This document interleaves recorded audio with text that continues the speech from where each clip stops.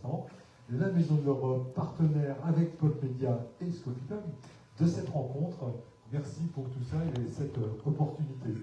Alors, on en vient maintenant au vif de notre sujet. D'abord, on a un constat, avec la révolution du numérique, de plus en plus d'artistes s'emparent des outils digitaux pour proposer de nouvelles formes d'expression de leur art.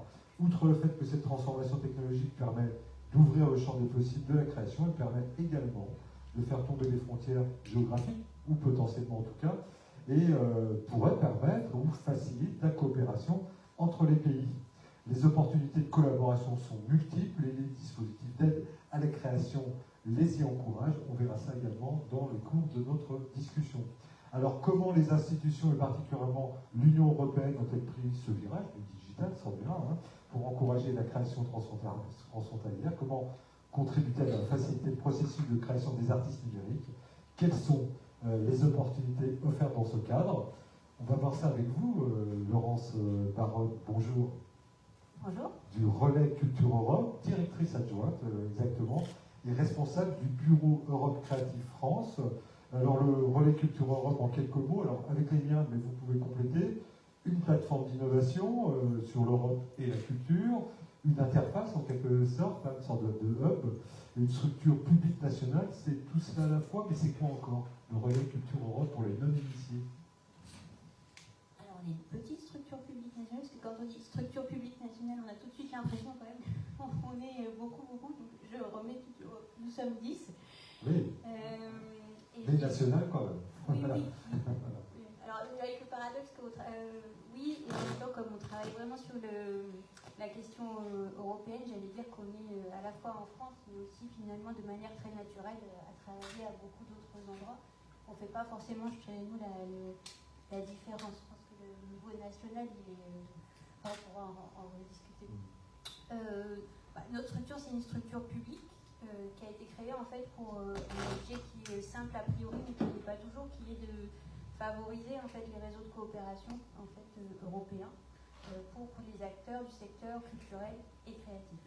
À l'intérieur de ça, on a une mission plus particulière sur la aider en fait à mobiliser des financements européens, mais je dirais à l'intérieur de ça, puisque vraiment notre ADN, c'est favoriser la coopération et peut-être les conditions de coopération. Donc, déjà les débats sur les questions culturelles et européennes, comment on a une série d'émissions en ligne, de médias donc aussi qu'on a investi, des questions aussi sur comment on favorise les rencontres, les mises en réseau et sur des géographies un peu larges aussi, parce que c'est pas toujours évident. Aujourd'hui, quand on dit Europe, c'est très très large, ça va d'Ukraine aux Balkans, en passant par l'Espagne ou encore d'autres points.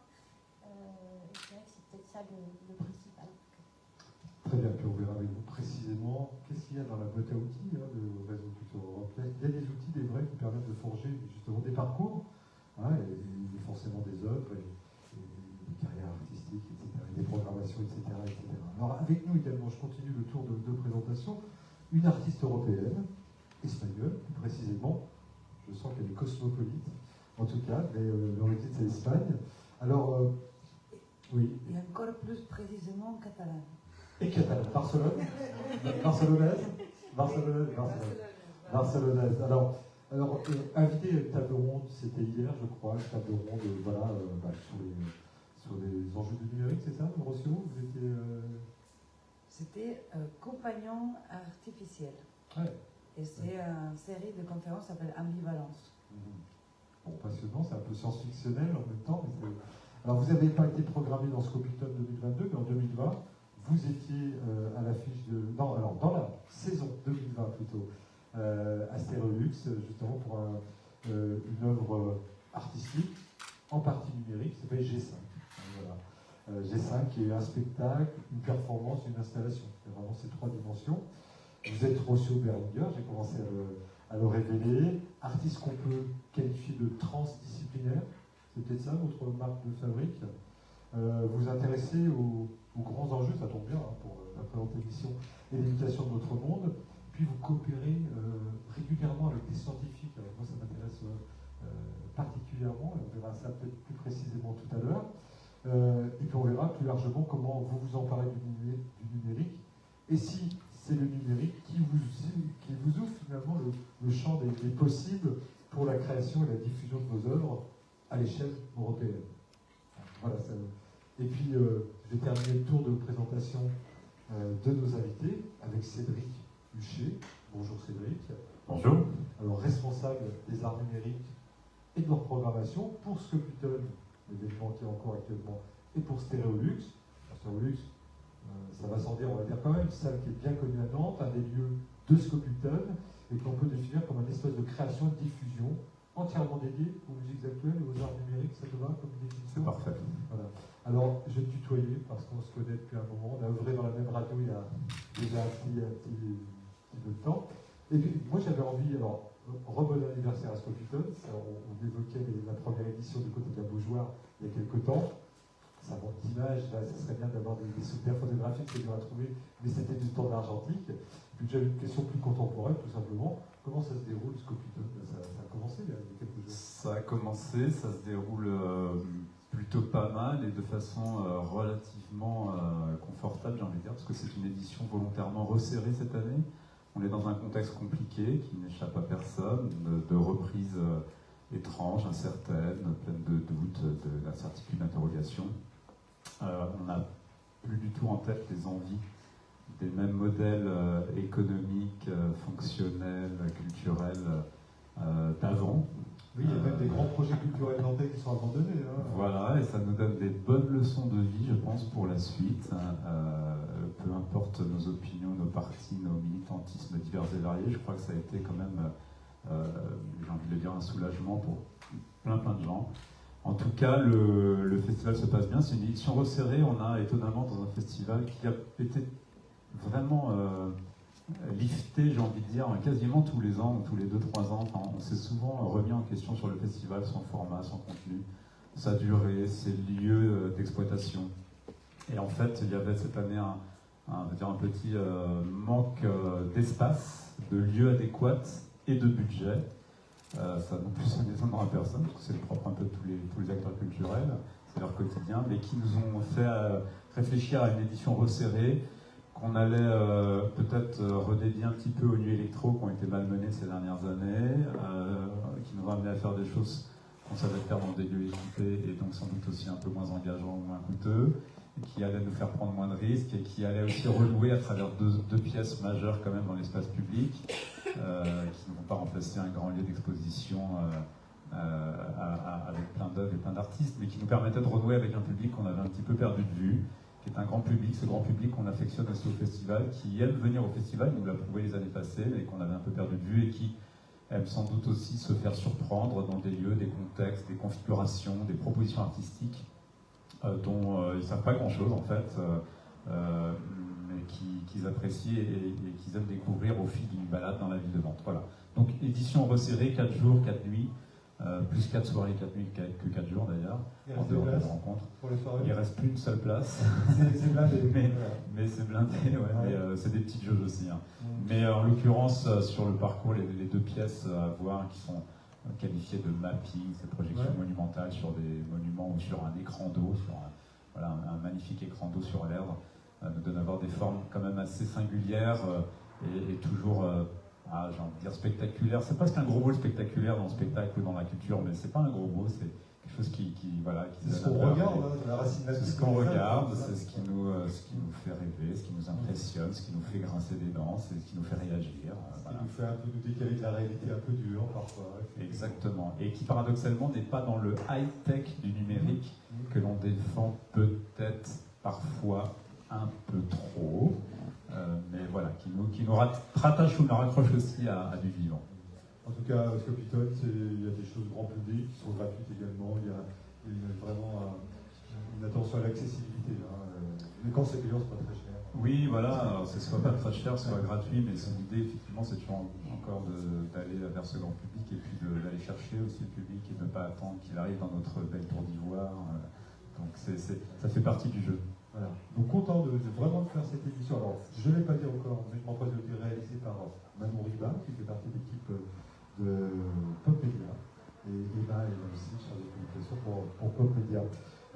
Alors, Cédric, on va aller dans le vif encore plus de notre sujet.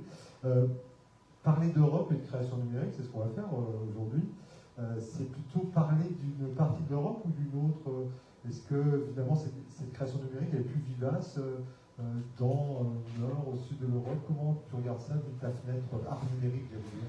Alors, nous, on a fait, comme beaucoup d'acteurs culturels qui œuvrent dans ce champ-là, on a fait un gros travail de relations, de déploiement, de développement à l'international, mais qui, paradoxalement, a commencé aussi bien en Europe que sur d'autres zones du globe, comme le continent nord-américain, et notamment chez nos amis québécois, qui sont très riches et très précieux sur ces questions-là, très riches d'inspiration. Enfin, de moyens aussi, d'ailleurs, mais ça dépend des décisions politiques de différentes instances là-bas, mais en l'occurrence, aussi sur ce point de vue-là, on en reviendra peut-être tout à l'heure rapidement. Notre déploiement s'est fait sur le continent nord-américain, sur l'Europe et sur l'Asie, et plus spécifiquement en Asie, au Japon, Taïwan et Corée. Ça paraît assez évident et assez téléphoné ce que je vais dire. On est allé vers des pays qui étaient actifs, présents, innovants, j'aime pas trop ce terme-là, mais en tout cas dans la recherche artistique avec ses ingrédients, avec ses outils, avec ses visions.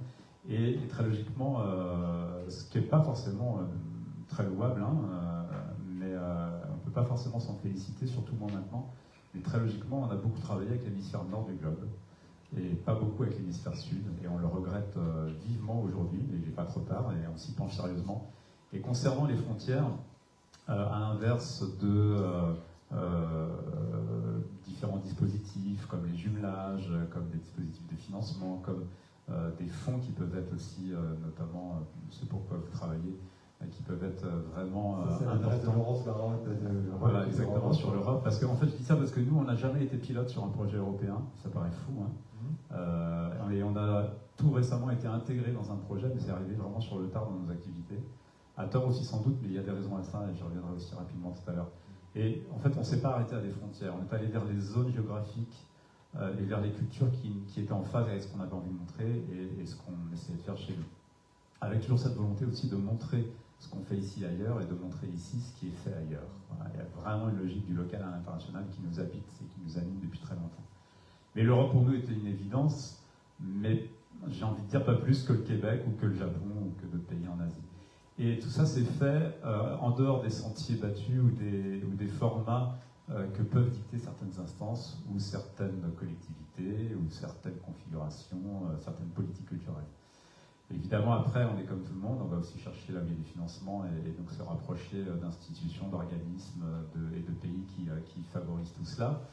Mais voilà, je le rappelle encore une fois, c'est arrivé très tard pour nous les projets européens, c'est sans doute à tort, mais c'est aussi pour des raisons de fonctionnement quand même de ces dispositifs qui sont très consistants, qui sont des apports précieux et très importants dans les projets culturels, il y a plusieurs échelles, plusieurs étages, mais qui sont aussi, pour des structures comme la nôtre, très chronophages, très gourmands en temps et très gourmands en administratif. Et ça, c'est un réel problème. Peut-être que notre mauvaise école française de lieux culturels relativement bien soutenus, quand je parle à l'étranger, je dis ça, et puis je l'entends aussi, par les fonds publics, ne nous ont pas amenés, pour la survie de nos structures, comme le font les étrangers, à aller vers ces financements européens qui en deviennent des sources de fonds de fonctionnement, de financement de fonctionnement de ces structures et de survie. Donc, il y a certainement cette raison-là. Donc ça, c'est pas forcément une qualité.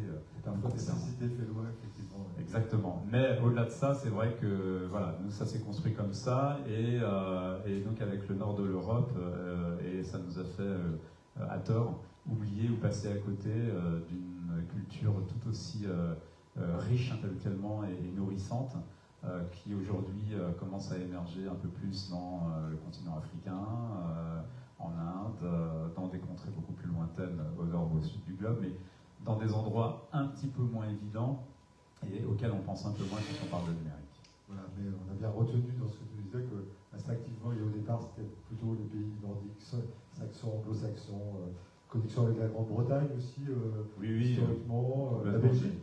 L'Espagne, quand même. La Belgique, l'Espagne. Alors, il y a des pays comme ça qui sont des pays amis de longue date, effectivement, comme la Belgique, dont nous avons ici une fière représentante du centre Wallonie-Bruxelles. C'est bien que je salue.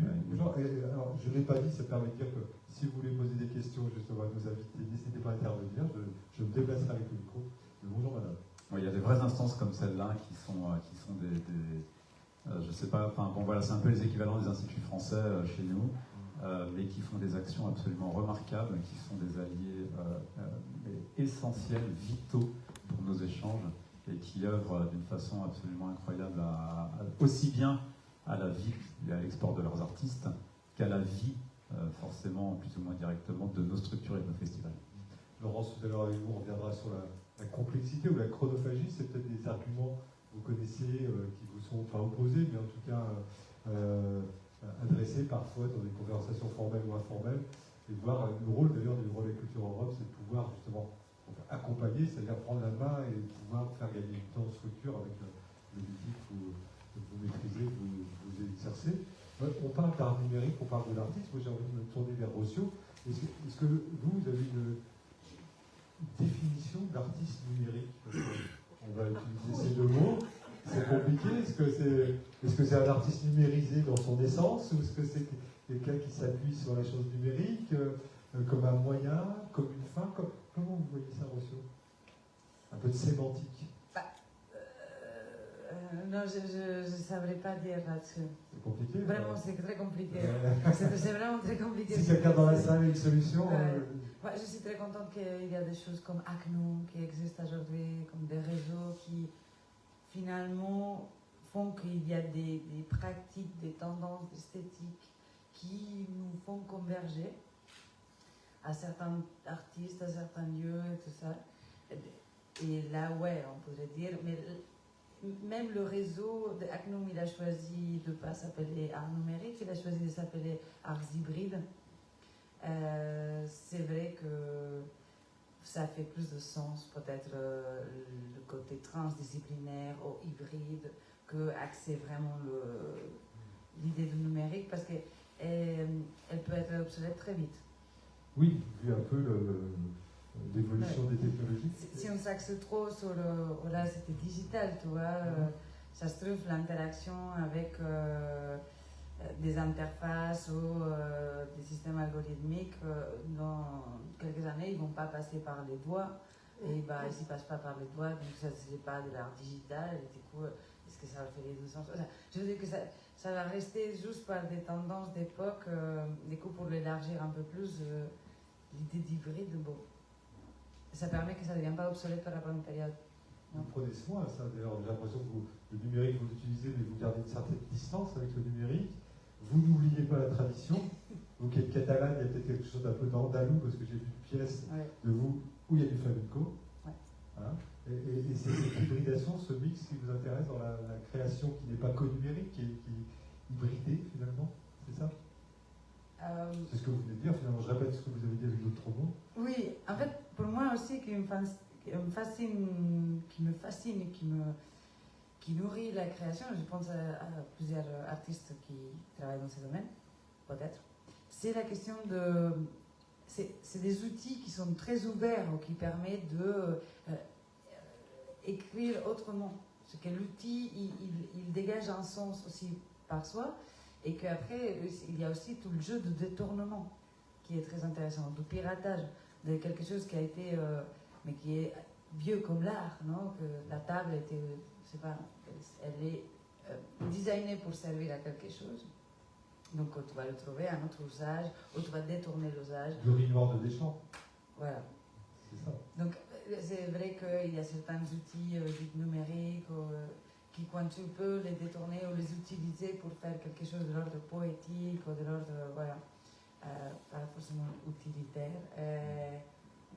Ça, c'est un des aspects qui m'intéresse beaucoup dans ces outils. Et après, il y a la possibilité d'écriture, sont très ouverts. C'est comme si tu pouvais construire ton propre pinceau. Ouais, c'est assez fou, la flexibilité. Ouais. Après, pour moi, ce qui est intéressant là-dessus, c'est aussi comment on coudre. C'est un peu le fait ça aujourd'hui, c'est désolé. Ah, il faut le français parfait. C'est pas grave. Donc, comment on peut coudre des références de l'imaginaire ancien, historique, ou traditionnel, aujourd'hui, avec des références de l'imaginaire du futur. Et donc pour moi, c'est vraiment dans ces imaginaires-là, parce qu'on parle d'esthétique, non aussi, dans ces imaginaires-là, que j'essaye de coudre la proposition artistique. Voilà, quelque chose qui n'est pas une volonté d'un futur dénoué de l'histoire ou de passé ou coupé de. Et pareil. Il n'y a qu'un artiste ou une artiste qui peut faire ça. Et en même temps, on est sur le champ artistique, mais je trouve que dans la présentation que je faisais de vous, je parlais vous posez des enjeux du numérique. Avec la proposition artistique, finalement, il y a aussi une parole ou un geste politique sur les enjeux du numérique qui ne sont pas. Le numérique n'est pas une fin en soi, mais un moyen, un outil qui peut être obsolète. Il y a ça dans votre approche artistique où j'ai mal compris. Si, il y a aussi un questionnement sur certains de ces outils, la logique dans laquelle ils sont pensés. Et donc, les logiques qui émanent. Justement, hier, on parlait un peu de ça dans la conférence, sur ces objets artificiels. Et on ne se rend parfois pas assez... On ne prête peut-être pas assez d'attention de comment ces outils-là nous formulent, nous chorégraphient nos corps, nos perceptions, nos manières de percevoir et nos manières aussi d'organiser même l'information parfois. Donc, il y a une influence très forte et nous design aussi. Donc, quand on design un objet comme ça, en logique, elle va venir nous designer aussi. Et c'est ça que j'essaie de questionner aussi, de quel est dans ces rapports-là, est-ce qu'on est conscient, est-ce que ça nous rend libre ou pas, et sinon, est-ce qu'on peut le détourner encore pour que ça soit plus émancipateur que juste un objet de consommation. C'est artistique, c'est politique, c'est philosophique. C'est concret. Moi, j'aimerais me tourner vers toi, Cédric. Tu nous parles de Rossio. Tu as programmé son œuvre. Tu m'en as parlé en off et tu m'en as parlé en bien. Déjà, je galère. Alors, devant Rossio. Mais voilà, j'essaie d'en parler avec mes mots, ce que j'ai pu voir d'œuvres de Rossio Berenguer. Mais je pense que c'est la programmée. J'imagine qu'évidemment, il y a un intérêt certain. Je vais faire court, mais non pas que c'est facile de résumer ce que tu fais ou qui tu es, mais je pense que c'est une artiste éminemment d'aujourd'hui, contemporaine. Mais c'est pas une artiste numérique, Rossio. C'est une artiste à l'ère du numérique. Voilà. Et en fait, quand on dit ça, mais c'est aussi une définition qu'on aime aujourd'hui. Pour nous, modeste professionnel du numérique ou des arts numériques, le mot numérique, on n'en peut plus en fait. On est dans une indigestion depuis longtemps déjà. Bon, on n'a pas trouvé de meilleur mot, c'est très français ça. Alors, il y a vaguement du digital chez les anglo-saxons. Après, si on est plus vieux ou plus académique, ou plus histoire de l'art, on parle de media art médiatique, voilà, peut-être plus heureux finalement. Donc voilà, le numérique où vraiment on n'en peut plus, puis il est tellement à toutes les sauces que...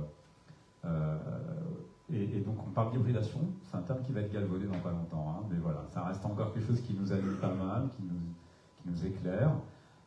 Mais en tout cas, parler de l'art à l'ère du numérique, puis il y a des débats très très chauds bouillants chez la CNUM en ce moment, c'est ce réseau français qu'on évoquait tout à l'heure, parcourir un peu la presse de Libé et tout ça, ça se cartonne, mais c'est bien, c'est vivant, c'est ce qu'il faut.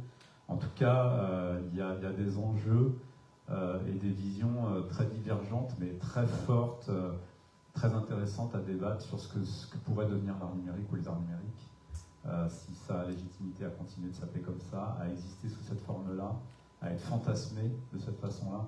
Et à un moment, c'est l'art à l'ère numérique, et puisque le numérique, de toute façon, il est un peu partout, donc est-ce qu'on doit le focuser comme ça là, ouais, c'est comme si on parlait d'art électrique au moment des guitares électriques, de l'électrophone et compagnie, ça n'a pas de sens.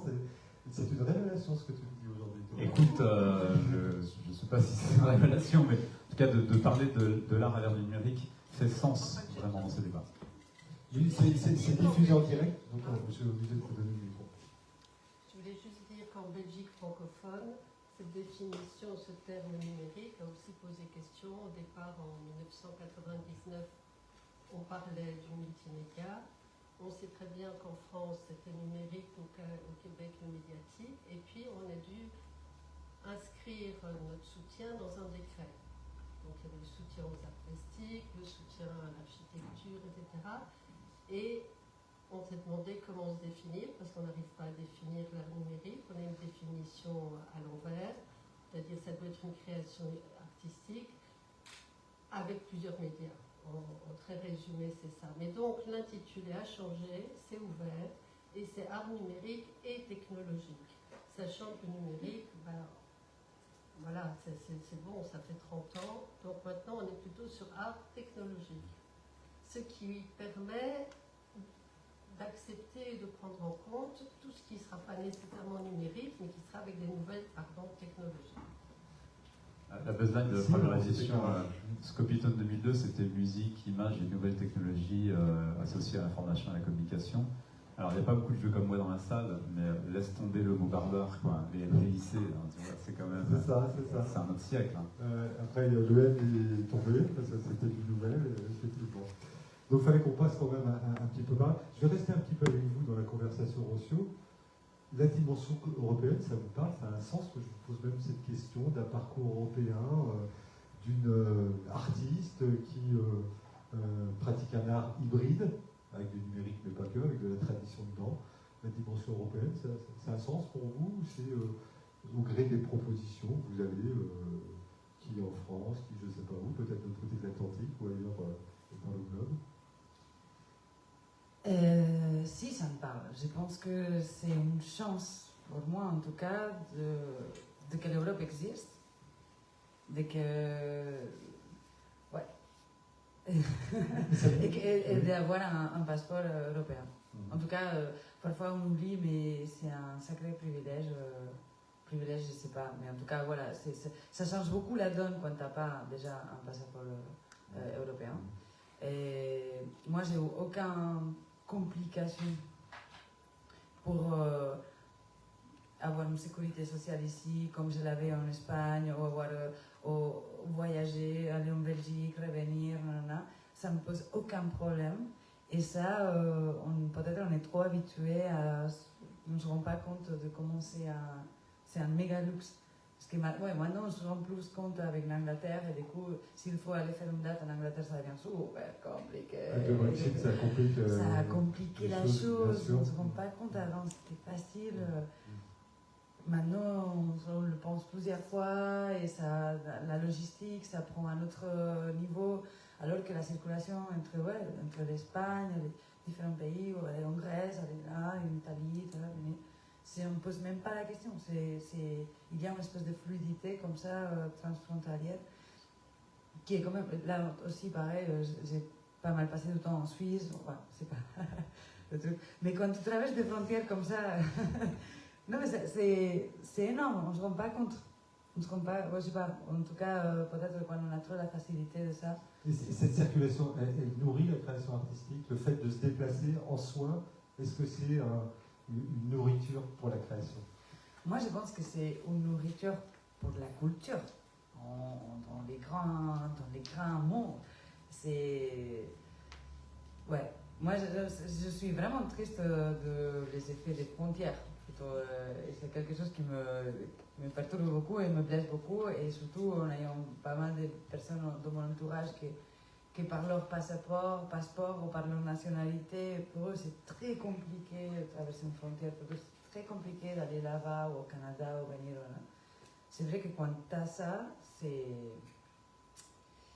Moi, ce que je me pose la question, c'est qu'est-ce qui va se passer par rapport à la grande mouvement de migration climatique et qu'est-ce que l'Europe, à ce moment-là, voudra dire et qu'est-ce qu'elle va représenter. Moi, c'est ça qui m'intéresse. Peut-être qu'il regardera l'effondrement du taux de natalité dans certains pays, il sera content de recevoir des personnes et la question ne se posera plus des exilés, ou moins en tout cas, il y a des projections démographiques qui sont... Que les grandes secondes entendent passer. Voilà, mais des projections d'Allemagne, par exemple, même qu'est-ce Japon. Qu'est-ce que voudrait dire l'Europe à ce moment-là? Voilà. Et voilà, donc c'est une vraie question. Dernière question, après je me tournerai vers Laurence Baronne du Relais Culture Europe. Et puis, n'hésitez pas à prendre la parole. Je viens très facilement vous voir. Est-ce qu'il Media, des sortes de relais Culture Europe espagnols en Espagne qui vous auraient permis de bouger? Ou alors, est-ce que cette pérégrination à l'étranger, c'est une volonté de Rocio Berenguer, une volonté d'artiste de bouger? En gros, est-ce qu'il y a des dispositifs qui vous aider, parce qu'on y arrive à cette question des dispositifs où, non, c'était vous, j'ai dit, moi j'ai envie de bosser, j'ai une opportunité là, et j'y vais, quoi. Bah, moi, j'ai beaucoup voyagé de ma... Je veux dire que j'ai passé toute une grosse partie de ma vie que j'étais nomade, mais officiellement nomade.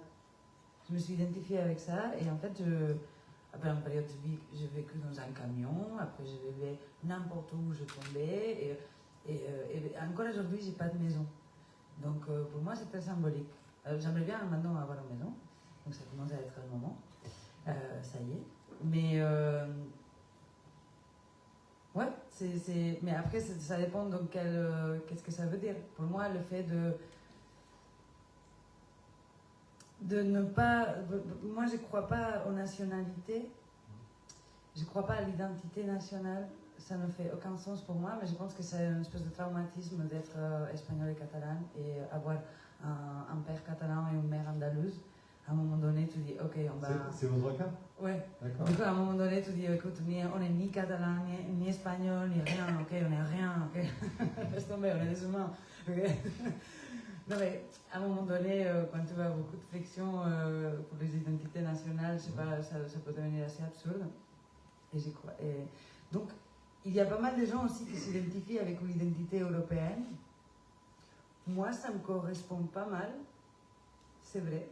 Je ne me sens pas plus espagnole qu'aujourd'hui, parce que si j'ai passé beaucoup de temps en France. C'est 10 ans que vous êtes en France. Ouais, un peu plus de 10 ans, ouais. Mais dans 3-4 ans, ça pourrait être dans un autre pays. Vous êtes une vagabonde? Jusqu'à là, si, mais là, je sais pas.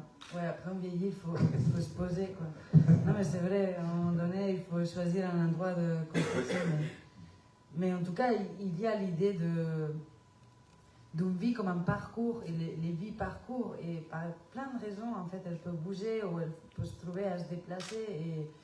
Et j'avais ce grand rêve de citoyen du monde, et une partie de mon travail était dans cette idée-là aussi de on est des mouvements. Maintenant, je travaille sur les mauvaises herbes. Donc, c'est un groupe de musique transespèce qui s'appelle The Bad Weeds, et ils sont inspirés des mauvaises herbes. Donc là, cet été, j'étais en train de faire une partie de l'écriture, donc je cherche des informations sur une graine, que c'est la graine du chardon, ouais, chardon sauvage. C'est une graine comme ça, comme une pelouse blanche, trop belle, qu'on la voit comme ça, comme dans les dessins de Miyazaki. Il voyage comme ça dans les champs, tu vois. Donc, je voyais dans le champ plein de trucs comme ça, très beaux, très bucoliques qui flottaient, et je me disais, c'est quoi? Donc, je suis allée chercher tous les infos, et en fait, c'est la graine du chardon. Donc, il paraît qu'en France, les chardons sont interdits. Même si tu as un chardon dans ton jardin ou dans ton champ, tu peux te prendre une amende, mais une bonne amende. Les chardons, cette plante-là, elle est considérée comme nuisible et indésirable, alors qu'elle ne fait pas rien de mauvais. C'est juste que ces graines, elles voyagent jusqu'à 10 km tout seules. Et tu ne peux pas les arrêter. Donc pour moi, c'est trop... Bah ouais, voilà, c'est trop beau. C'est comment on interdit cette plante, non pas parce qu'elle soit méchante, elle ne fait rien de mauvais au sol, ou elle ne détruit rien, ou elle fait pas... Mais parce que sa mobilité, elle est incontrôlable et poétique. Donc je le trouve très beau, et derrière, il y a tous des projets qui se sont développés pour transformer ces plantes en autre chose. Mais en tout cas, c'est... Ouais, non, mais j'en trouve bien de ce que je connais de vous, voilà, c'est-à-dire que la créativité, la curiosité, le lien avec le scientifique, donc ce que vous avez dit, il y a tout ça finalement aussi. Voilà. J'ai l'impression de mieux vous connaître avec vos mots. Je rappelle qu'on est toujours dans le cadre de la Nantes Digital Week, à Nantes, à la Maison d'Europe, Europe à Nantes exactement. Ici, avec nos invités, on parle de numérique, Europe et création, dans l'ordre que l'on veut, avec Rocio Berenguer, artiste espagnol qui s'exprimait à l'instant, avec Cédric Huchet de Scopitone et Stéréolux, Scopitone Festival qui est voilà, en plein dedans, et on ne s'en plaint pas, et avec Fabienne, Laurence, pardon, Baronne du Relais Culture Europe. une réaction par rapport à ce que vous entendez. Il y a des propos d'artistes, il y a des propos de Cédric qui nous parle de difficultés quelquefois de porter des projets européens. Vous, votre rôle, c'est justement de pouvoir être facilitateur de ces projets. Et ma question, c'est comment vous le faites, avec quel dispositif précisément, et avec quelle efficience finalement. C'est une grosse question. Une grosse question, mais en fait, je vais rebondir pour arriver à répondre à votre question. Je pense que je vais rebondir plutôt sur ce qui a été, ce que j'ai entendu, parce que peut-être un de nos premiers, notre travail finalement, c'est d'arriver à complètement déconstruire en fait une image qu'on a très souvent, qui est ce qu'on entend par Europe. Alors souvent, ça veut dire, c'est un peu comme j'entendais, il y a beaucoup de choses où on a mis des choses dans des cases, où on a certaines représentations, et Europe égale institution, égale financement, égale compliqué. Je fais à peu près souvent le raccourci en fait. Tout n'est pas vous, mais après c'est juste qu'à un moment donné, des fois, nous je crois que notre travail c'est d'essayer de ramener ça dans un champ plutôt de débat de ce qu'on est en train en fait d'échanger, et qu'il y a beaucoup de questions aujourd'hui artistiques et culturelles qui se posent en lien avec des changements de modèle, en lien avec comment on fait face à ce changement climatique et cette transition. Par exemple, vous évoquiez qu'est-ce qui va se passer en fait, comment on va accueillir en fait cette question des réfugiés climatiques. Il n'y a pas plus culturel comme question. La question aussi de cette hybridité, de cette interespèce, et que c'est peut-être ça finalement notre travail, c'est d'essayer de mettre en lien des personnes qui aujourd'hui en fait à différents endroits d'Europe en fait se posent ces questions-là. Vous parliez aussi par exemple des questions de c'est quoi le rapport critique qu'on a aujourd'hui à la technologie. Vous évoquiez aussi cette question aussi de des fois on va vers un tout numérique, on va vers un tout technique. Est-ce qu'il n'y a pas aussi d'autres modèles qui prennent une technique sous un mode low-tech, plus en rapport peut-être avec d'autres types de modes de vie, et qu'il y a beaucoup de choses à inventer, parce que si on est honnête aujourd'hui, on fait face quand même à beaucoup de questions où on n'a absolument pas la réponse.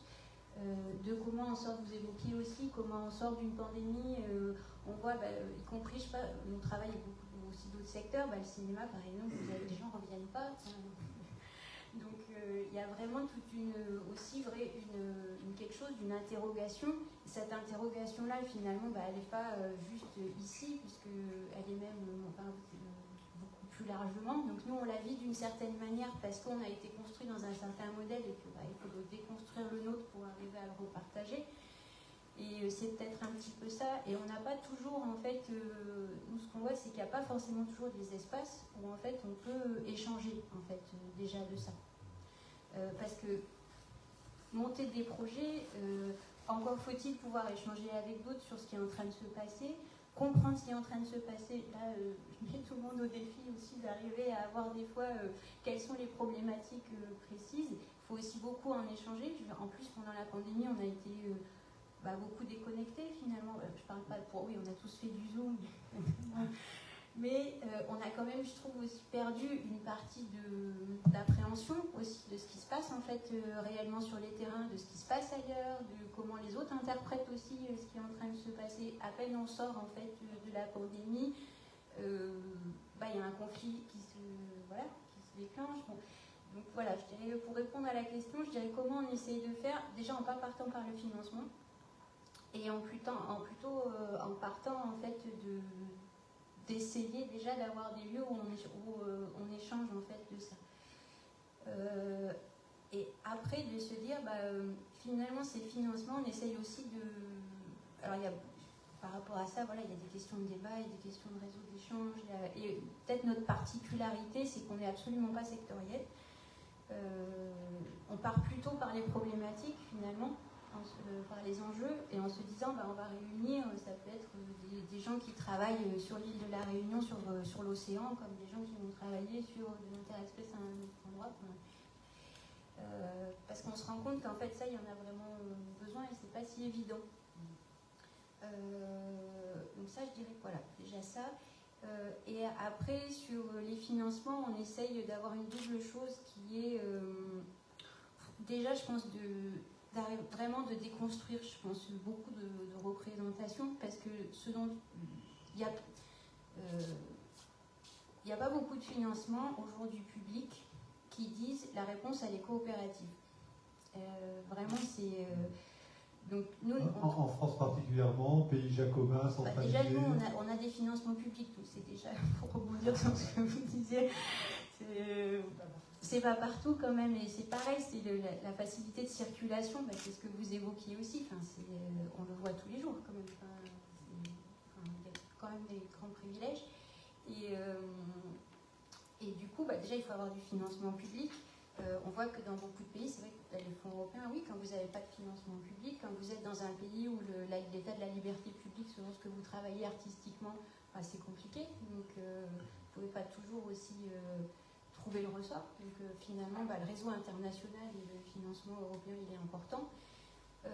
Et je dirais donc du coup plutôt partir par finalement que c'est quand même des financements qui permettent d'expérimenter collectivement aujourd'hui des réponses nouvelles et pas de reproduire quelque chose. Et ça, il n'y en a pas tant que ça.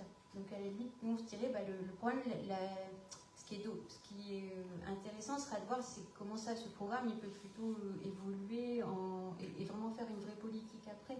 Il y a une nouvelle programmation européenne d'ailleurs. Oui, il y a une nouvelle programmation, le budget a été augmenté, mais on voit que par rapport aux besoins réels de ce qu'il faudrait aujourd'hui d'investir vraiment dans une transition collective, ça permet de faire certaines expérimentations, mais il y aurait aussi besoin qu'au niveau national, au niveau local, il y ait un vrai investissement public aussi sur ces questions de mise en réseau, parce que ça se fait pas, c'est pas simple en fait. Et si on regarde nous de notre endroit, là, on pourrait penser que la question de la coopération européenne c'est quelque chose de très répandu, mais honnêtement aujourd'hui, quand on regarde dans les différents secteurs, c'est quand même plutôt minoritaire si on est très honnête. Et du coup, nous, c'est une vraie question aussi pour nous aujourd'hui. Si on est au réel, c'est-à-dire si on se dit pas super, on a Europe créative. Parce que vous avez toujours cette chose en France, Europe créative, premier pays qui bénéficie du programme. Oui, c'est notre travail. Je suis très content. Oui, c'est le programme européen dédié au secteur culturel. Et nous, notre travail, c'est d'accompagner et de faciliter l'accès. Donc, on est très, très contents, évidemment, qu'on ait des bons résultats. Mais si on est honnête aussi avec les besoins d'aujourd'hui, c'est plus large. Il y a besoin vraiment de plus large que ça, en fait.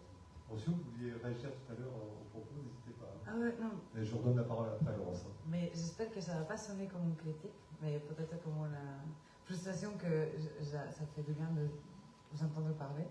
Dans cette idée de rencontre pour discuter et tout ça. C'est que j'ai participé à un projet européen qui s'appelle AI EU Lab sur l'intelligence artificielle et il rejoignait des artistes de tous les différents pays d'Europe qui travaillent avec des systèmes d'intelligence artificielle. Et donc moi j'ai été, ça a tombé plein pandémie et je n'ai jamais rencontré personne de tout le programme. J'ai fait genre un Zoom avec des organisateurs grecs à un moment donné pour discuter sur le type d'algorithme qu'on a utilisé et le projet un peu. Et avec des chercheurs aussi dans notre projet pour faire un petit échange technique, etc. Mais c'est tout. Et après, il y a une publication qui est sortie. Et là, je découvre les autres artistes. Là, je découvre qui a fait quoi, qui était dedans, le programme. Donc, peut-être que c'est vraiment à cause de le Covid. Mais ma frustration totale, c'était d'être dans un programme comme ça européen. Et les artistes, on ne s'est jamais rencontrés. Alors que c'est sûr qu'on a eu les mêmes types de galères à plein d'endroits. On aurait dû pouvoir mutualiser des outils, déjà. Parce que... et des outils techniques, technologiques. Et oui, même juste, échanger, se découvrir, s'enrichir les uns les autres, tu vois. Bon, il n'est pas où ça. Donc j'étais super contente d'être là. C'est le seul programme européen, j'étais en train de penser, à quel j'ai participé. C'est le programme européen à quel j'ai participé, qui faisait partie d'Europe créative. Donc je suis trop heureuse que ça existait, ça nous a permis de faire plein de trucs et tout. Mais je n'ai pas rencontré une seule personne. J'étais trop frustrée.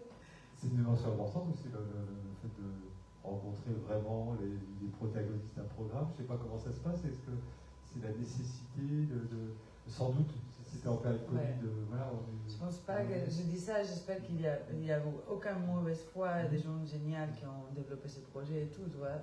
Mais c'est juste, voilà, peut-être qu'il n'y a pas eu le temps, je sais pas, à un moment donné, la possibilité de se coordonner, les agendas, des trucs qui sont complexes quand même, qui échappent tout le monde, mais justement, il y a beaucoup de gens qui travaillent avec l'intelligence artificielle, il n'y a pas une puissance, ouais, c'est très dur de compétir, ça c'est un peu plus, voilà, de compétir avec d'autres pays parce qu'en Europe, à niveau des outillages, des outils technologiques, je pense qu'il n'y a pas assez de mutualisation. Ça n'a pas du côté scientifique, parce que la communauté scientifique, elle communique super bien en Europe. Mais du côté de plus des développeurs, ceux qui bricolent, des artistes, des ressources. D'open source, ouais, et il y a maintenant, ils sont en train de faire un méga projet qui vient de sortir cet été d'open source intelligence artificielle. Mais c'est difficile de compétir avec des puissances parce que peut-être qu'il y a quelque chose à développer plus qui n'est pas uniquement la visibilité. C'est génial déjà, la visibilité de certains artistes, la mobilité des œuvres, ok, j'espère que ça continue et etc. Mais les outils aussi, je sais pas, comme tu dis, les méthodes, les manières, et partager ça. Ouais. Laurence Baron, d'ailleurs, ça c'est. Ce qu'on voit de plus en plus, juste pour rebondir, c'est que ce qu'on voit de plus en plus, c'est que finalement les projets ils se tournent en fait aussi beaucoup vers ce que vous dites. C'est-à-dire vraiment pas se dire on fait juste une activité, on va juste créer ça, mais vraiment se dire voilà, on va juste s'arrêter en fait une seconde. Qu'est-ce que ça voudrait dire mutualiser? Qu'est-ce que ça voudrait dire de nouvelles méthodes, de nouveaux modèles économiques? Qu'est-ce que ça voudrait dire faire de la médiation sur l'audience, sur un dispositif numérique qui, par exemple, travaille sur la réappropriation de la technologie par les enfants? Et vraiment, par exemple, il y a par exemple aussi un projet qui est sorti sur... oui, il y a toute cette question de VR, mais comment on peut imaginer la réalité virtuelle, pardon.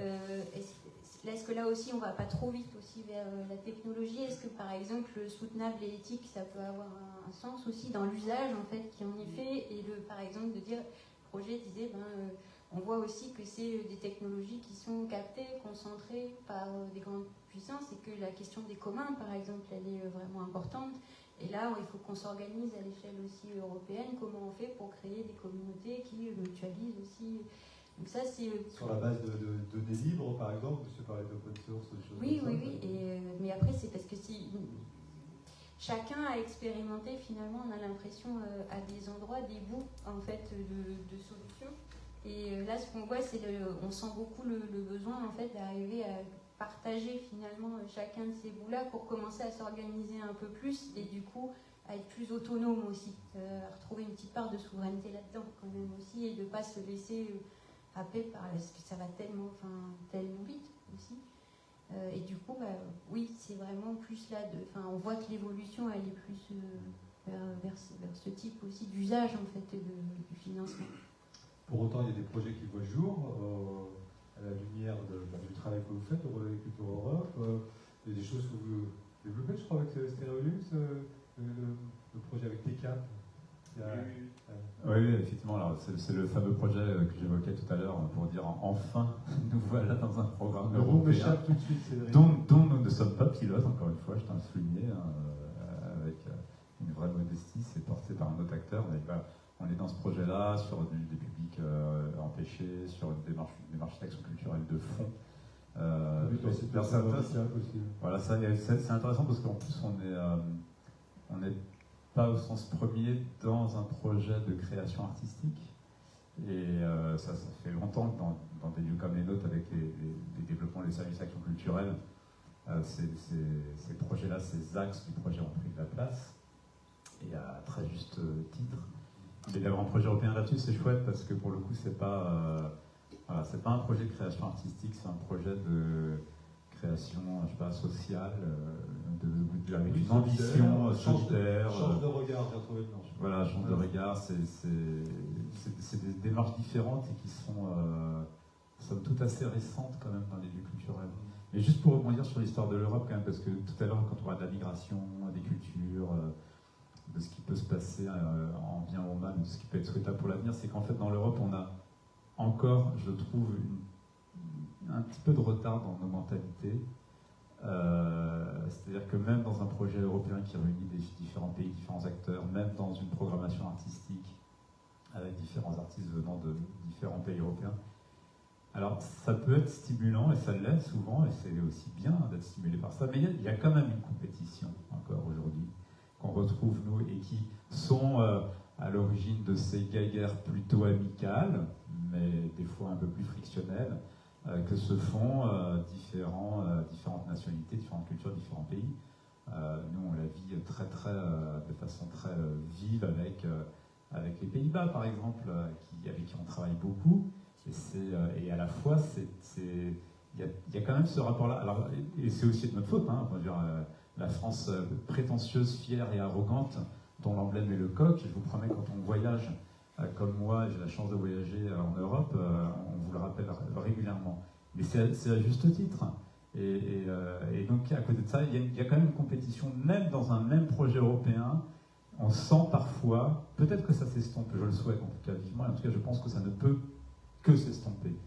Mais il y a quand même encore cette petite compétition qui... Quoi? D'être meilleur que le voisin, c'est-à-dire de faire un événement, typiquement si on parle de ce que je fais moi, de faire un festival dans lequel il y a plus d'artistes ou plus d'artistes qui viennent pour la première fois, ou des créations artistiques dont la qualité est jugée meilleure parce que c'est... quand on fait la techno minimale, si c'est allemand, tout le monde applaudit, quoi. Bon, c'est des clichés, mais c'est ça quand même. Et il y a quand même ce côté... ce que je disais hors antenne quand on s'est appelé pour préparer l'émission, cette nuance ou cette différence ou cette confrontation qu'il y a entre le process et l'esthétique, ou la démarche et le résultat. Ouais, c'est quoi, il y a une différence nord-sud, ça, d'Europe? Il y a peut-être une différence nord-sud, mais en tout cas, moi je l'ai entendu, mais je suis assez d'accord avec ça, finalement, c'est pas générique, mais qu'il y a en France une attention peut-être plus souvent soutenue au résultat et à l'esthétique qu'à la démarche. Et que les pays anglo-saxons, les pays nordiques se penchent un peu plus sur le processus et la démarche créative. Donc ça, c'est des petits pics, assez gentils, hein, mais qui sont qui ont pu être avérés, qui évoluent, je pense, comme tout. Mais voilà. Donc cette compétition, elle est stimulante, elle est encore là, et on est dans une Europe ouverte, encore assez agrippée à nos histoires de nationalité, de frontières, on n'est plus dans la domination de l'autre, mais de faire valoir quand même une spécificité, une culture, une histoire, etc. Bon, je gratte un peu là. C'est-à-dire que l'idée européenne, elle est encore à construire, bien sûr. Dans je crois qu'elle est, et je crois qu'elle va se construire d'autant mieux que des non-européens vont arriver chez nous. Et peut-être qu'on devrait questionner l'utilisation de l'anglais comme la langue qu'on utilise pour une rencontre internationale aujourd'hui en Europe. Pourquoi? S'il n'y a même pas l'Angleterre, pourquoi on parlerait en anglais entre nous? Parce que c'est le pays qui domine économiquement les États-Unis, qui impose. Donc la France, le français a été la langue diplomatique et internationale longtemps, qui a été une puissance un peu plus puissante qu'elle ne l'était, effectivement. Tu as complètement raison, Ossio, mais très honnêtement, je pense qu'il n'y a qu'aux Français que ça pose problème de parler anglais. Alors là, mais c'est un truc de malade. I confirm. On parle toujours de numérique, Europe et création, toujours ici à la Maison de l'Europe, Europe à Nantes, et on est bien. Voilà, avec un public qui peut poser ses questions, intervenir quand il le veut, et vous êtes vraiment les bienvenus.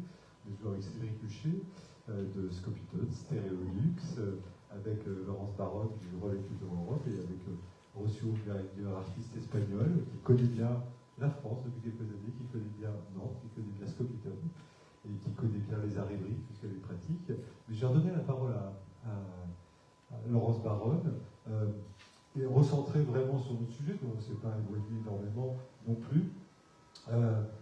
Des projets hybrides, je vais éviter de prendre numérique, et ça c'est vrai. Sur la révélation, c'est vrai.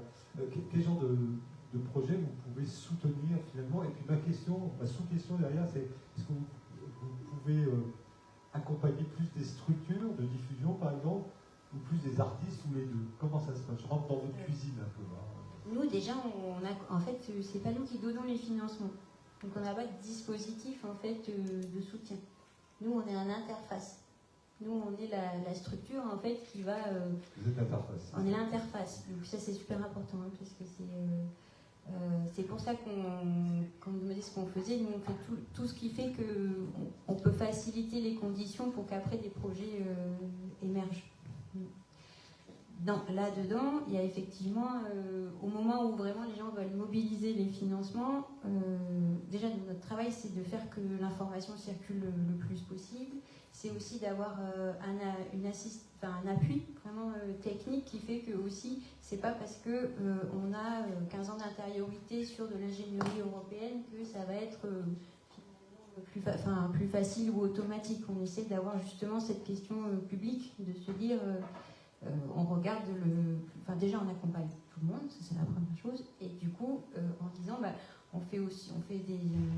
on voit aussi en fonction des besoins des personnes. Des fois quand on débute il y a plus de besoins là-dessus, des fois du coup on a tout un accompagnement collectif, individuel, pour que justement en fait la technique soit pas la technique ou la représentation de la technique, parce qu'il des fois ne soit pas en fait une barrière. Il y a une représentation quand même d'une surcomplexité qui souvent n'est pas mise au bon endroit, par exemple. Parce que vraiment, cette question de projet européen, par exemple, je vais prendre un exemple très très bête.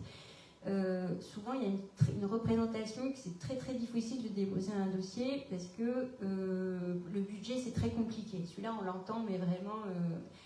nous, quand on regarde au réel, on se dit si déjà vous en êtes arrivé en fait à vous poser la question du budget, c'est que vous avez prospecté en Europe, échangé avec des partenaires, trouvé du commun, imaginé un projet où le plus dur est fait quand même. Hein. C'est pas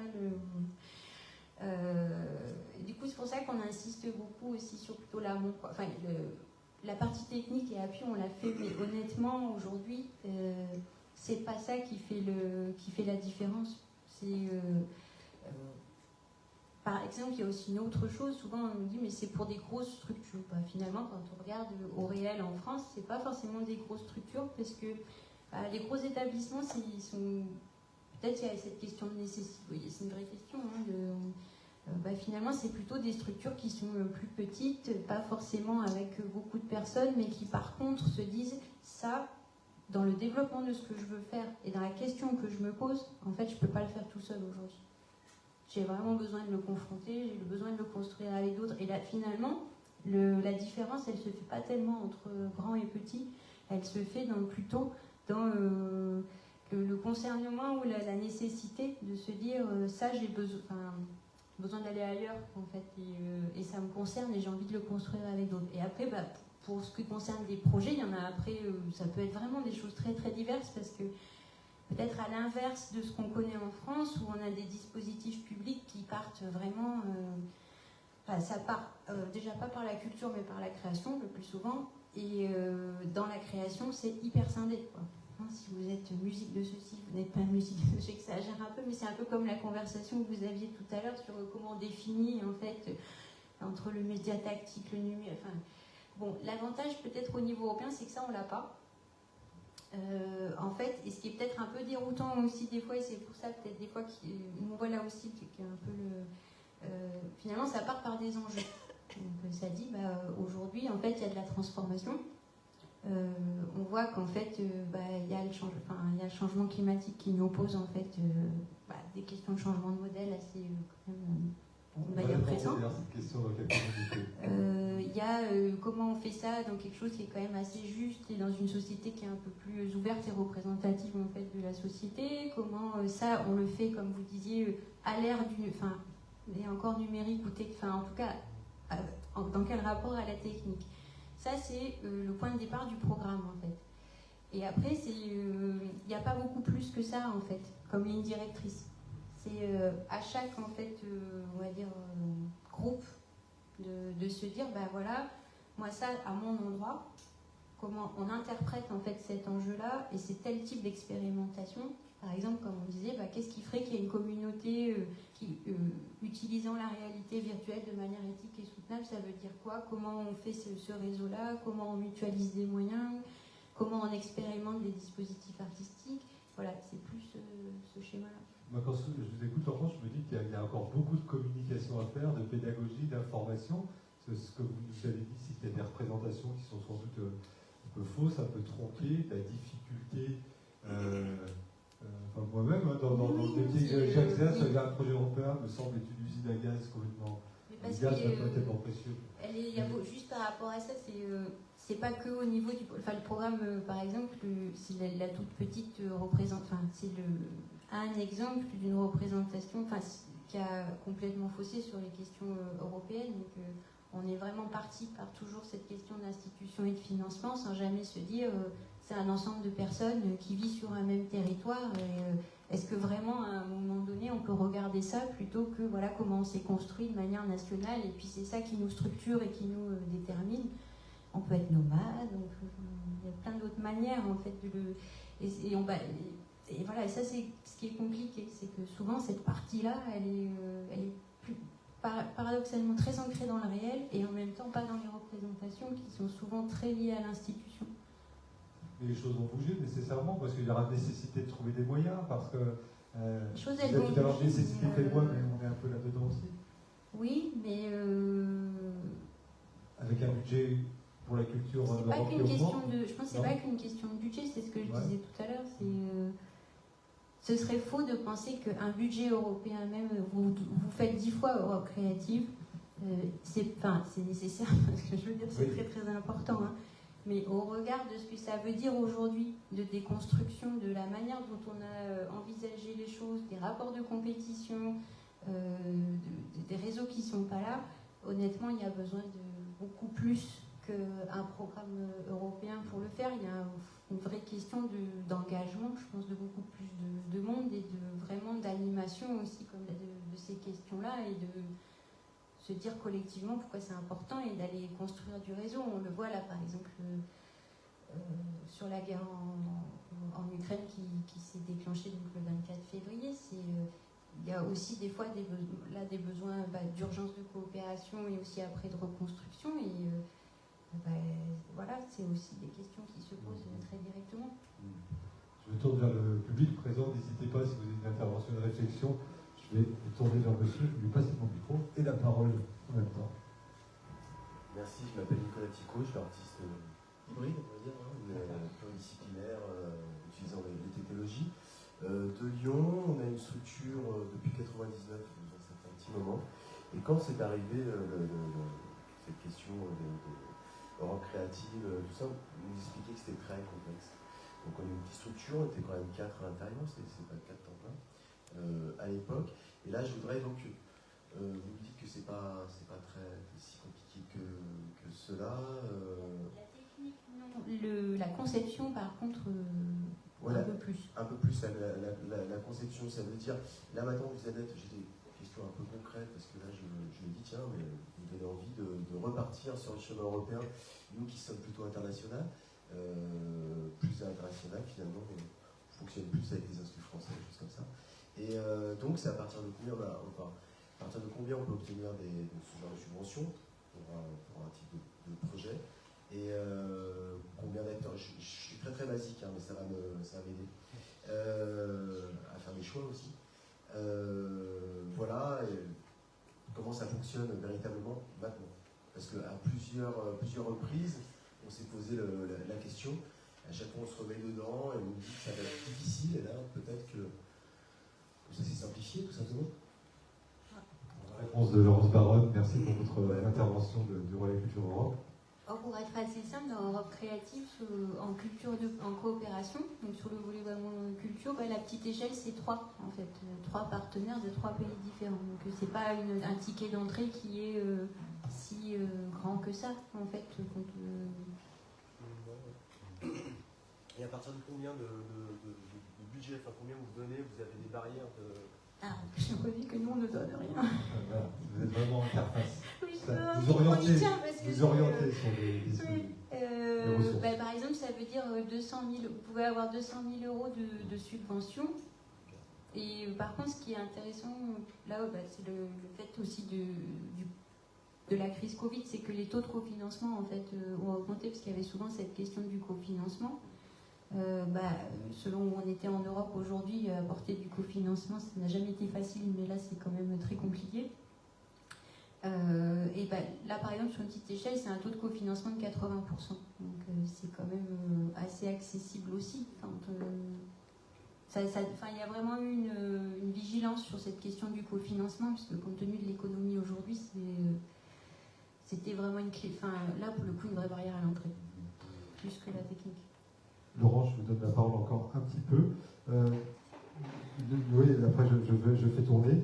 Il y a une évolution dans la politique culturelle européenne qui peut impacter justement ce dont on parle ce soir, la création, l'hybride.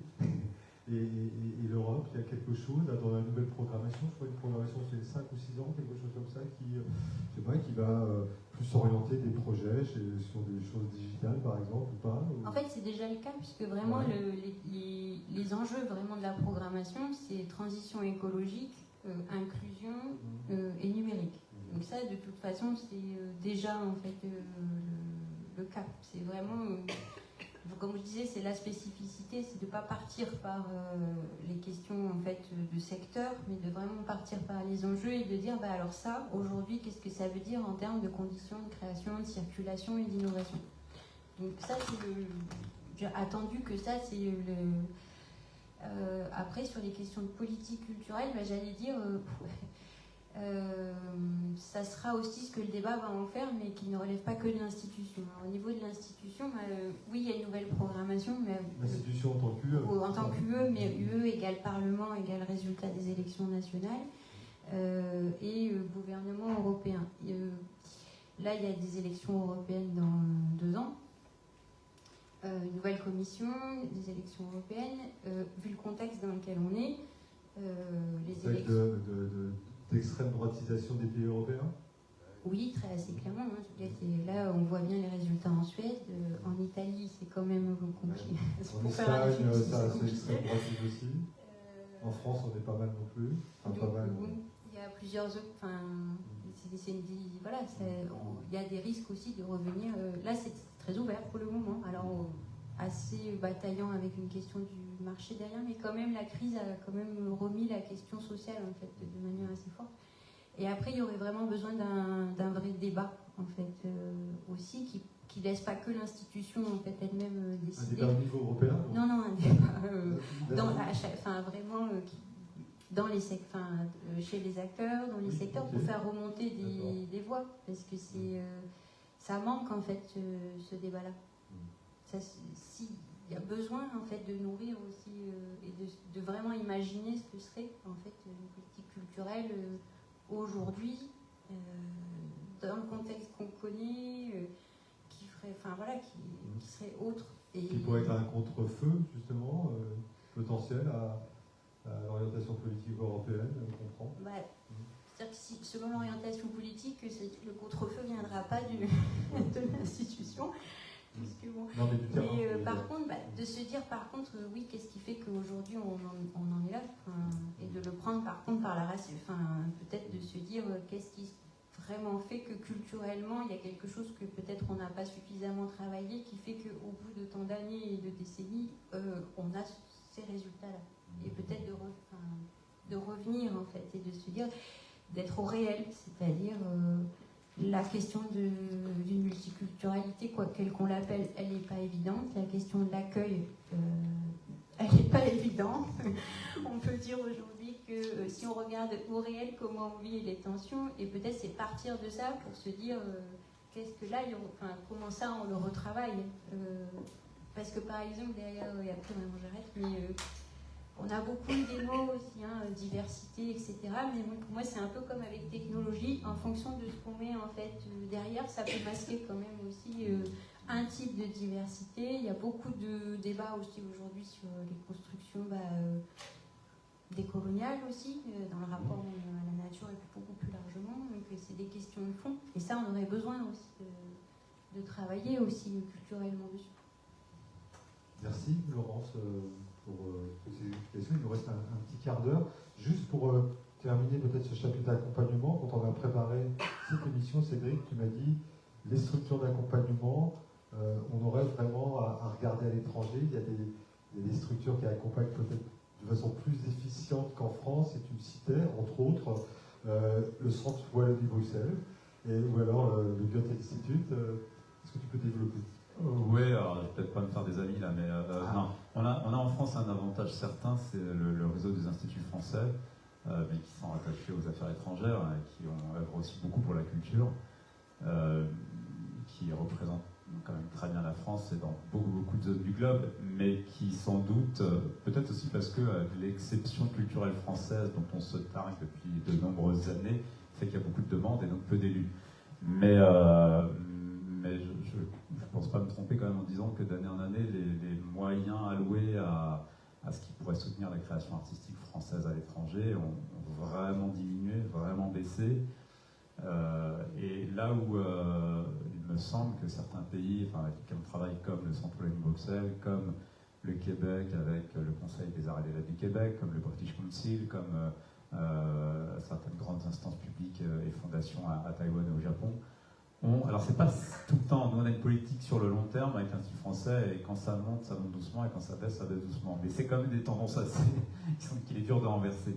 Il y a certaines des instances que je viens de citer qui ont des élans de dynamique, de proactivité dans le domaine de l'export, de l'aide à l'export de leurs artistes et de leur culture, et qui nous aident vraiment précieusement, mais sur des investissements, sur des moyens, sur des financements qui sont vraiment très importants au regard de ce qu'on arrive à faire aujourd'hui avec les IF. Bon, c'est pas... IF, Institut français, pardon. Alors, peut-être, encore une fois, c'est lié à notre histoire, et puis c'est lié à notre structuration, et c'est lié à la taille du pays, et à la densité artistique que le pays essaie de faire valoir, mais je trouve que faut faire attention à ça, en fait. C'est-à-dire qu'on...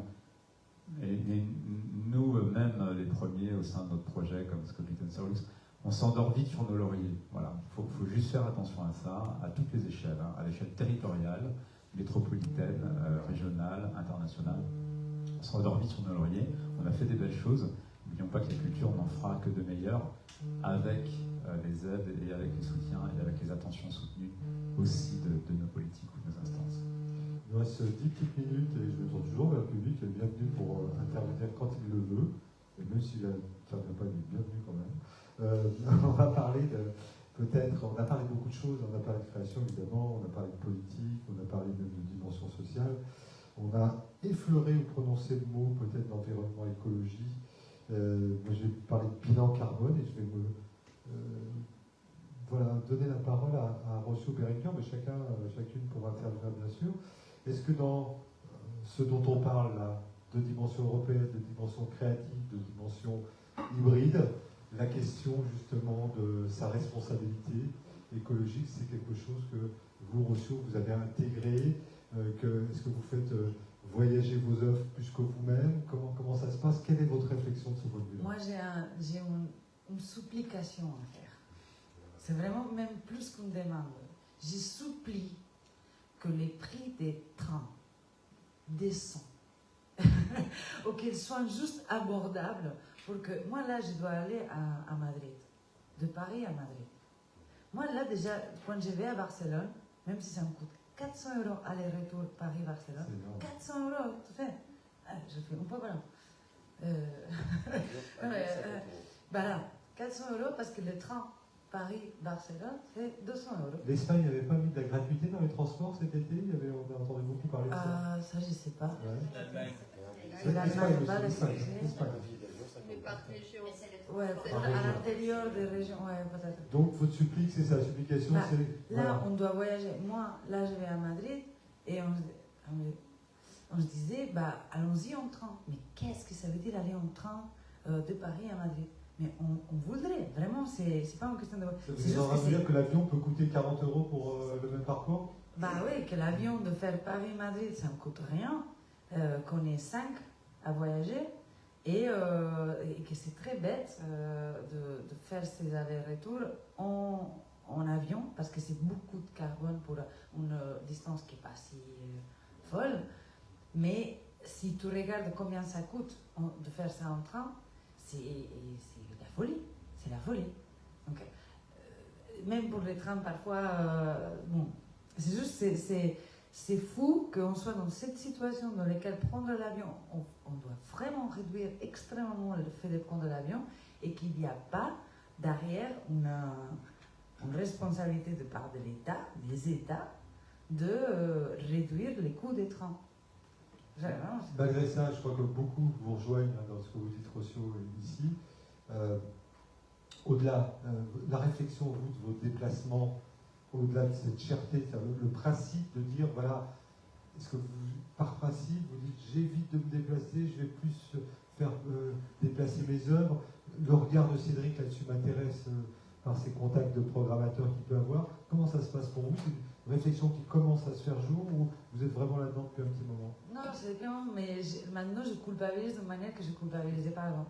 Donc ça me change vraiment, je suis dans l'avion et en fait je me sens mais physiquement, internement mal. Donc ça c'est nouveau, cette sensation physique du mal-être. Et je me dis mais c'est n'importe quoi ça. Et là je suis invitée à aller à Montréal en octobre. Je suis très contente, je vais y aller, je suis super contente d'y aller. En train? Bah je ne vais pas y aller en train. Je ne vais pas aller en jet privé non plus. Déjà, le jet privé, c'est trop, non? Vous n'avez pas le choix de prendre l'avion. Mais ouais, mais du coup, ce que je ne vais pas y aller pour 4 jours. Ça, par contre, ça me semble aussi de la folie d'aller à Montréal pour 4 jours et revenir. Donc, ce que j'essaie de faire, c'est je vais rester 3 semaines.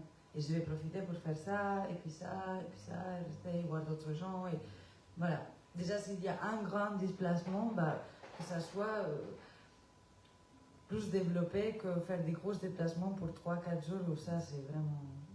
Cédric, c'est une prise de conscience que nous lui reçuons à l'instant, chez les artistes que tu côtoies, de la question sur les déplacements, je prends pas l'avion n'importe comment, ce qui a été dit juste avant, comment ça se passe? Alors le sujet est très à propos, mon cher Pascal, puisque nous sortons d'un bilan carbone de nos activités, un bilan carbone fait avec Stereolux ou Stereolux et Scopiton, toutes les activités de Stereolux.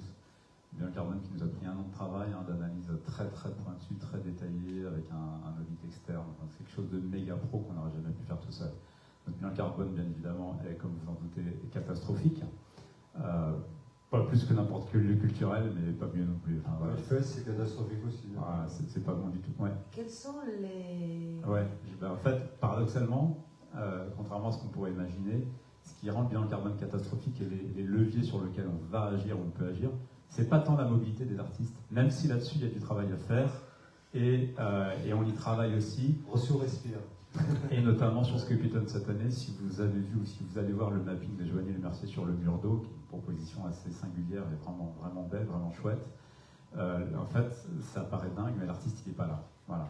On a tout installé à distance avec le prestataire, et on a préféré déplacer le VP ou les pompes à eau, mais l'artiste n'avait pas nécessité de venir.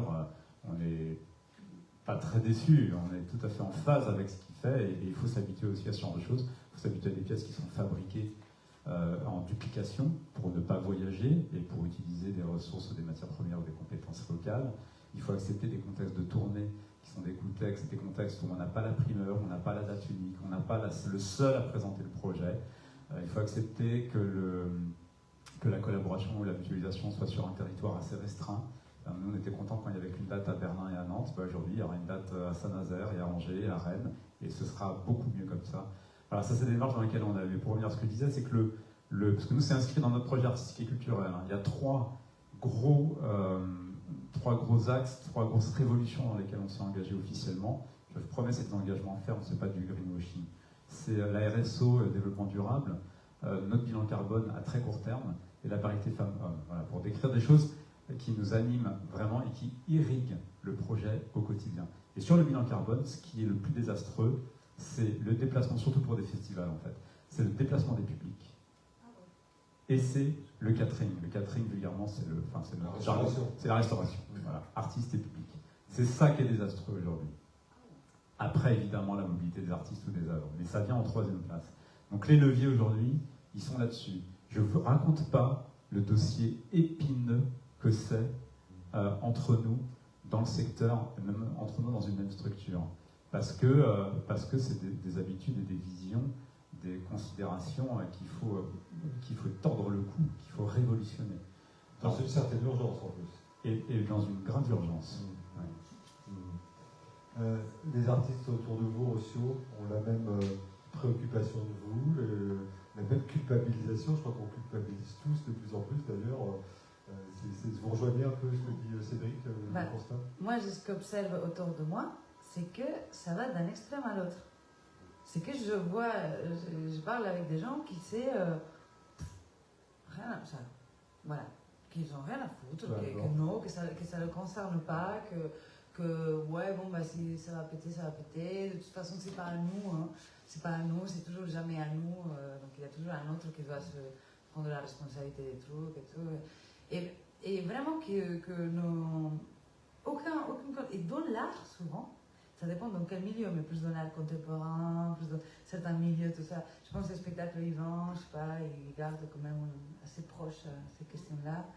Mais il y a des milieux qui ont vraiment, ça ne leur concerne pas cette question-là. Eux, ça glisse comme ça. Et d'autres personnes qui sont très très impliquées, concernées, qui sont en train de revoir complètement leur manière et de créer et de s'imaginer la création, c'est-à-dire que c'est territorialise énormément, qui dit voilà, on va tourner autour d'un territoire où je vais inscrire un projet local plus que la question de la tournée. Il y a des gens qui sont vachement en train de révolutionner leur pratique, ou même par rapport à low-tech, à qu'est-ce que tu fais avec tous ces matériaux, à mutualiser énormément. Mais moi, je vois des profils très divers. Ça va sans doute impacter ce dont on parlait ce soir, c'est la création au niveau d'un territoire comme un continent, l'Europe, à la faveur de ces outils hybrides, numériques, digitaux dont on parlait. Le temps est hémophile, il passe très vite, on arrive à la fin de notre émission, de notre rencontre. Je regarde le public encore une fois, je pourrais donner la parole et ça sera avec grand plaisir. Mais je vais vous redonner la parole à chacun des trois pour terminer. Laurence Baronne, il faut que, voilà, qu'on ait... Oui, allez-y, il nous faut un interrail culturel. L'interrail, c'était trop bien l'interrail, non? Genre super des trains, de mobilité avec train ou pas trop cher. Et surtout que c'est pas qui abolit complètement les avions et un peu plus de voitures, transport individuel, tout ça. Donc un interrail culturel et du coup, le festival ou l'événement, il peut pas être trop loin de la gare, quoi. Tu vois? Parce que t'as tout le public qui devrait te parler. Alors, il faut aller en vélo de la gare à l'événement. Non, mais il y a des choses qui se font. Mais... J'imagine ces éléments, évidemment, vous les connaissez aussi, Laurence, dans votre travail, mais voilà, le Relais Culture Europe, c'est une interface pas encore assez connue. Il y a du travail de communication, des idées, un petit peu à chasser de fausses représentations pour justement que les œuvres se créent, circulent, œuvres numériques ou autres. On peut dire ça en forme de conclusion. Enfin, ce seront vos goûts, pas les miens. Juste une chose, en fait, c'est pour rebondir sur la complexité aussi de la question sur l'environnement et des déséquilibres, parce que c'est un peu comme la question de on peut circuler, mais ça dépend quand même d'où on vient. Et parce qu'il y a toutes ces questions, effectivement, c'est un changement vraiment de modèle. Est-ce qu'on reste plus longtemps, on reste plus détourné?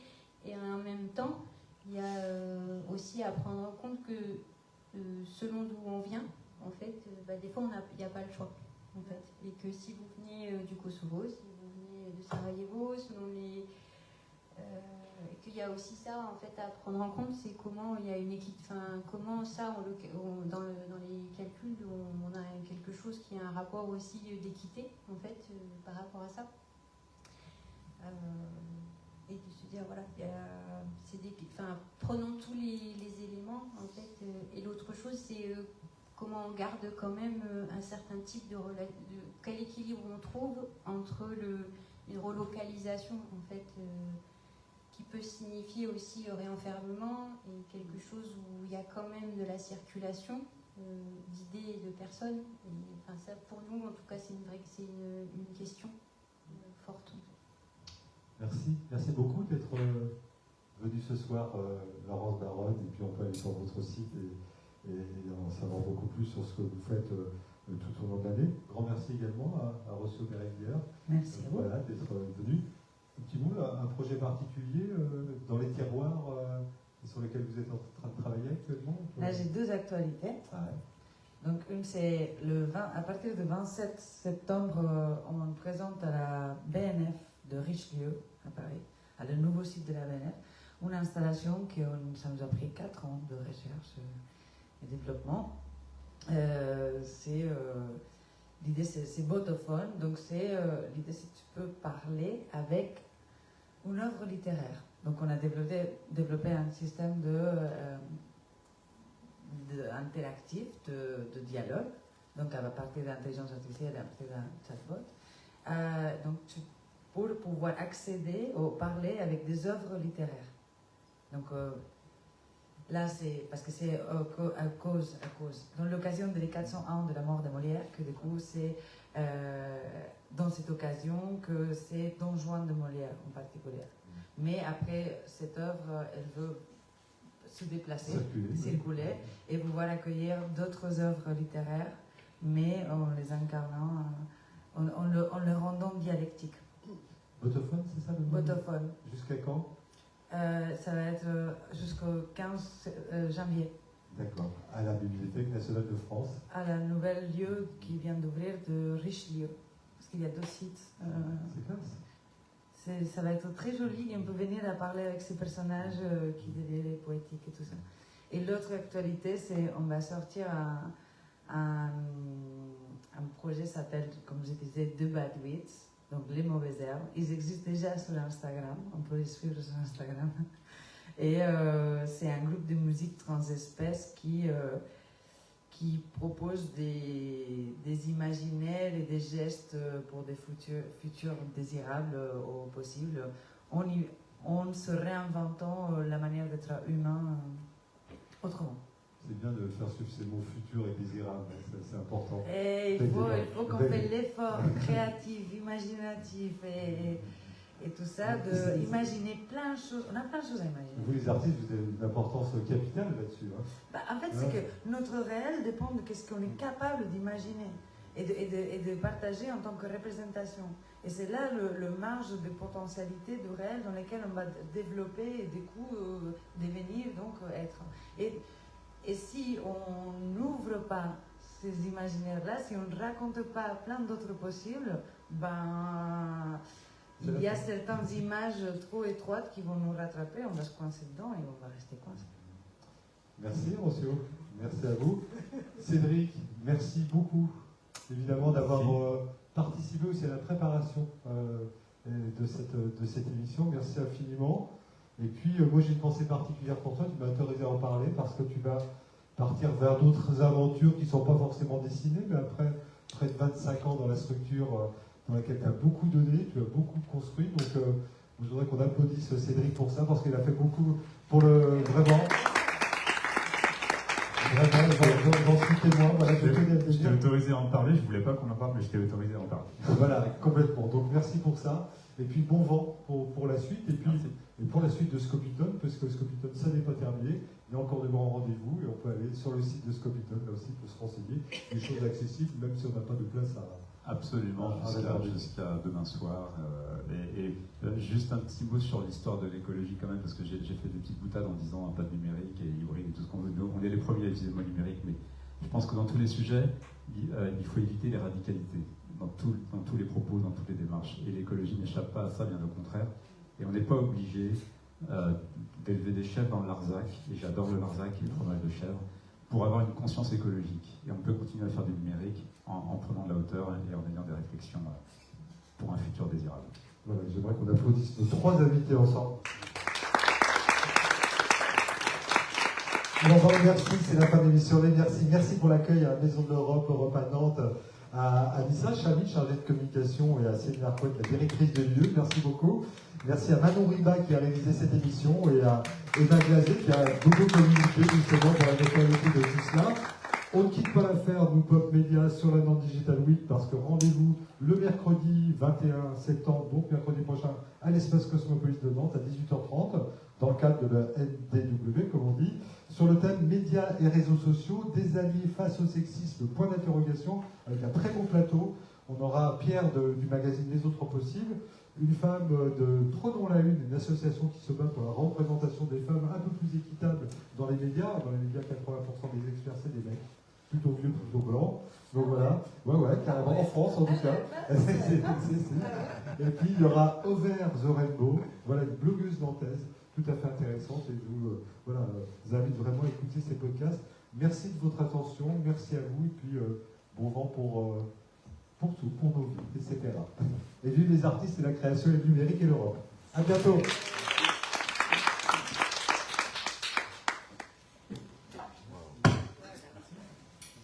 Il y a des drogués dans la mécanique.